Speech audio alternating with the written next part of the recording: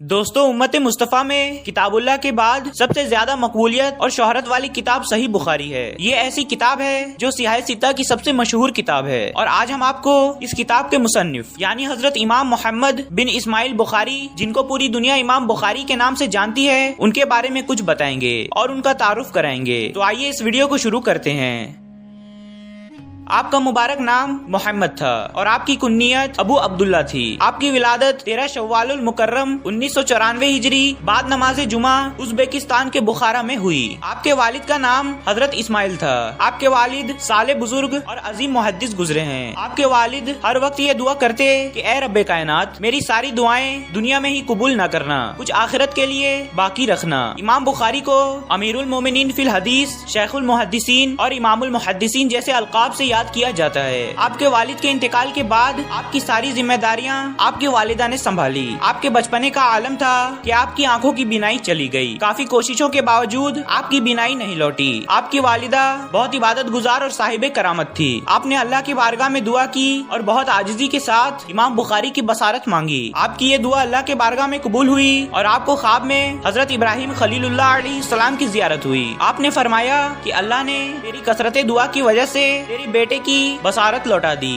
جب امام بخاری صبح اٹھے تب ان کی آنکھیں بالکل درست ہو چکی تھی۔ امام بخاری ابھی 10 برس کے بھی نہ ہوئے تھے کہ آپ نے اپنی شروعاتی تعلیم حاصل کر لی اور اس کے بعد علم حدیث حاصل کرنا شروع کیا۔ آپ مختلف محدثین کے پاس جاتے اور حدیثوں کو یاد کرتے۔ امام بخاری نے علم حدیث کے لیے پہلا سفر مکہ المکرمہ کی جانب کیا تھا۔ اس کے بعد آپ نے کئی سارے ملکوں کا سفر کیا، 2 مرتبہ مصر اور شام تشریف لے گئے اور ساتھ ہی ساتھ بصرہ اور کوفہ اور بغداد بھی تشریف لے گئے۔ کئی مہینے آپ حدیثوں کو یاد کرنے کے لیے سفر کرتے۔ اس کا یہ نتیجہ ہوا کہ اللہ نے آپ کو اس علم سے نوازا کہ آپ نے 7 لاکھ سے زیادہ حدیثوں کو حفظ کر لیا۔ ابو صالح بن محمد بغدادی اور محمد بن یوسف فرماتے ہیں کہ امام بخاری کے درس حدیث میں ایک وقت میں 20,000 سے زیادہ لوگ شریک ہوا کرتے۔ امام مسلم بن حجاج جنہوں نے صحیح مسلم لکھی، امام ابو عیسیٰ ترمذی جنہوں نے ترمذی شریف لکھی، اور امام عبد الرحمن نسائی جنہوں نے سنن نسائی لکھی، یہ سارے بڑے محدثین امام بخاری کے شاگردوں میں آتے ہیں۔ امام بخاری کو حدیث سے کس قدر محبت تھی اس واقعے سے ہمیں پتہ چل جائے گا۔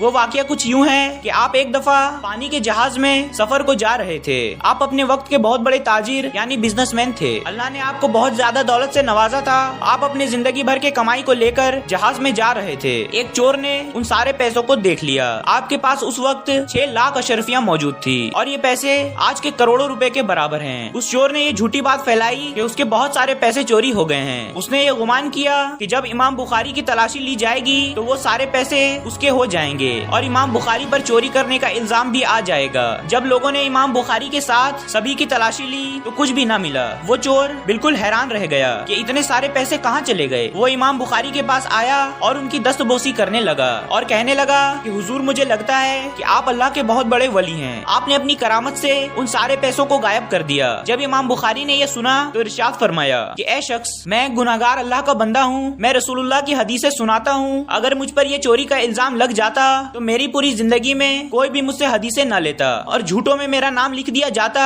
میں نے رسول اللہ صلی اللہ تعالی علیہ وسلم کے حدیثوں کے خاطر اپنا سارا مال جو میں نے اپنی پوری زندگی میں کمایا تھا وہ سارا میں نے سمندر میں پھینک دیا، جس کی وجہ سے میں ایک بہت بڑے الزام سے بچ گیا۔ دوستو، یہ اندازہ لگائیں کہ امام بخاری نے نبی کریم صلی اللہ تعالی علیہ وسلم کے حدیثوں کے خاطر اپنا سارا مال راہ خدا میں قربان کر دیا۔ یہی وجہ تھی کہ اللہ نے آپ کو اتنے بڑے مرتبے سے نوازا تھا۔ بخارا سے سمرقند جانے کے دوران راستے میں ہی آپ کا وصال ہو گیا۔ عبد الواحد فرماتے ہیں کہ میں نے رسول اللہ صلی اللہ تعالی علیہ وسلم کو خواب میں دیکھا، آپ کچھ صحابہ کرام کے ساتھ کسی کا انتظار فرما رہے تھے۔ میں نے آپ سے پوچھا، یا رسول اللہ، آپ کس کا انتظار فرما رہے ہیں؟ تو نبی کریم نے ارشاد فرمایا، محمد ابن اسماعیل بخاری کا۔